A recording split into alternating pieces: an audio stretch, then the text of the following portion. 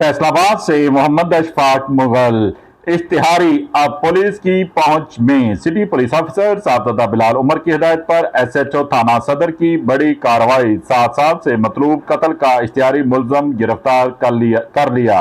मुलजम ने साल 2018 में चक 225 रेबे में सईद नामी शहरी को साबका मुकदमा की रंजिश पर फायरिंग करके कत्ल कर दिया था। एसएचओ सदर सब इंस्पेक्टर मोहम्मद सफियान ने कार्रवाई करते हुए कत्ल का इश्तिहारी मुलजम मोहम्मद काशिफ को गिरफ्तार कर लिया।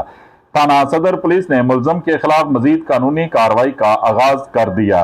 कत्ल और संगीन जराइम में मुलव्वस इश्तिहारी मुलजमान की गिरफ्तारी के लिए स्पेशल टीमें तश्कील दी गई थी।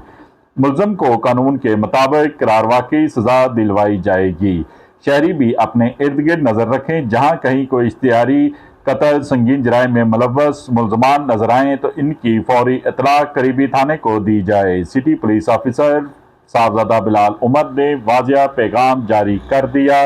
देखते रहिए GS न्यूज। इस वीडियो को लाइक करें, हमारे चैनल को सब्सक्राइब कर बेल आइकन जरूर प्रेस करें।